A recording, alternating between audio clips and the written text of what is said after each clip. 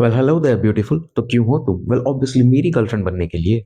तो तुम सोच रही होगी कि मैंने वीडियो का title date me if you can क्यों लिखा है। वो इसलिए क्योंकि मुझे डेट करना थोड़ा चैलेंजिंग हो सकता है। अब मैं ऐसा इसलिए बोल रहा हूँ क्योंकि मेरी पर्सनैलिटी ही थोड़ी ऐसी है।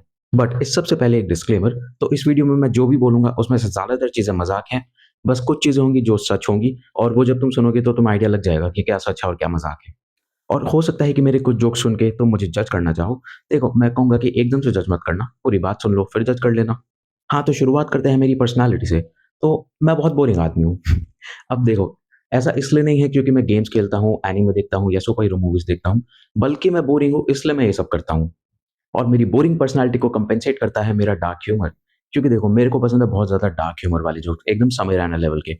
और इनफैक्ट मैं हर ट्यूसडे और फ्राइडे अपने ट्विटर अकाउंट पे डार्क जोक्स डालता हूँ। तो if you are interested you can follow me. अब तुम सोच रही होगी कि ये अपने ह्यूमर को लेके कितना ओवर कॉन्फिडेंट है। Well, again that is a part of my personality. और क्या-क्या है मेरी पर्सनैलिटी में? वेल फक, मेरी पर्सनैलिटी बस इतनी सी है। Now coming to my interests and hobbies. तो वैसे तो मैं अपने इंटरेस्ट पहले ही बता चुका हूँ, वही एनिमे, गेमिंग वगैरह। बट आजकल मैं तुम में इंटरेस्टेड हूँ। बट नहीं, देखो, आजकल मैं अपने करियर को लेके काफ़ी इंटरेस्टेड हूँ। लाइक अब मैं काफ़ी करियर ओरिएंटेड हो गया हूँ।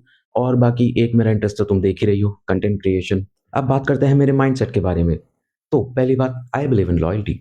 अब आई नो तुम्हें सुन के ऐसा लग रहा होगा कि ये पक्का मर्द तो है ना? देखो, जितनी भारी ये मेरी आवाज़ है, मर्द तो मैं हूँ। अब देखो यार, यहाँ पे मैं वही क्लीशे लाइन बोलना चाहूँगा, not all men are the same. क्योंकि कुछ मर्द मेरी तरह लॉयल भी होते हैं। और तुम खुद सोचो ना यार, हर जगह मुँह मारने से अच्छा है कि एक ही जगह पे मुँह। दूसरी बात, जब तुम मेरी गर्लफ्रेंड बनोगी, तो देखो मेरा माइंडसेट ऐसा है कि मैं नहीं चाहूँगा कि तुम्हें कोई भी दिक्कत हो। मैं हमेशा तुम्हारा ध्यान रखूँ, तुम्हें इमोशनली सपोर्ट करूँ, जो तुम चाहो वो कर दूँ। And I feel that's how men are. It's how we express our feelings. और ये सब बोल के तो हम लड़के तुम लड़कियों को फँसाते हैं। अब आ जाते हैं मेरे प्रेफ़रेंसेस पे। तो देखो, मेरे को ज़्यादा मेकअप करने वाली लड़कियाँ नहीं पसंद। मतलब थोड़ा बहुत मेकअप ठीक है, पर बहुत ज़्यादा अगर कोई करती है तो वो मेरे को ठीक नहीं लगता। अब मुझे मेकअप वगैरह क्यों नहीं पसंद? तो देखो, इस पे मेरा एक बहुत ही logical, scientific, history backed opinion है। अगर तुम जानना चाहती हो तो I can tell you all about it over a cup of coffee, you know. Desperate तो बहुत हूँ मैं। बट अब इसका ये मतलब नहीं कि अगर तुम मेकअप करती हो तो तुम मुझे डेट नहीं कर सकती। आई मीन मेरे पास भी तो ऑप्शंस होने चाहिए। और बाकी तो मुझे तो वो लड़की पसंद है जो थोड़ी टॉम बॉय है। मतलब बहुत ज़्यादा टॉम बॉय नहीं, ऐसा नहीं लगे कि मैं एक लड़के को ही डेट कर रहा हूँ। मतलब थोड़ी बहुत टॉम बॉय, एक परफेक्ट बैलेंस, यू नो। थोड़ा गर्ली गर्ल भी, थोड़ा टॉम बॉय भी। वो सिर्फ लुक से ही नहीं, अपनी हरकतों से भी क्यूट है। मतलब उसकी डम्ब हरकतें भी क्यूट लगती हैं। हमारे माइंडसेट और वाइब दोनों मैच होते हैं।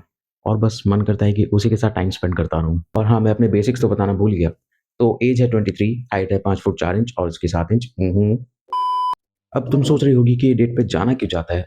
तो देखो, मेरे पास इसका ना एक बहुत ही जेन्युइन रीज़न है। क्या है ना, मेरे ऑफ़िस में एक लड़की है and I have strong feelings for her. अब तुम सोच रही होगी कि इसकी स्ट्रॉन्ग फीलिंग्स कैसे हैं इतनी ज़्यादा? देखो, हम लड़कों को ना बहुत जल्दी प्यार हो जाता है। और क्योंकि मेरी लाइफ़ का एक रूल है कि मैं जहाँ काम करता हूँ, वहाँ कभी डेट नहीं करूँगा। तो या तो वो फायर हो जाए या मैं रिज़ाइन कर दूँ। बट एनीवेज़, जोक्स अपार्ट, तो बस यही रीज़न है जिससे मैं दूसरी लड़कियों को डेट करना चाहता हूँ, जिससे कि मैं इस वाले से मूव ऑन कर सकूँ। पर भाई, जितनी स्ट्रॉन्ग फीलिंग्स है ना, बहुत मुश्किल होगा मूव ऑन करना। But anyways, ladies, if you want to help me out in moving on, then date me if you can.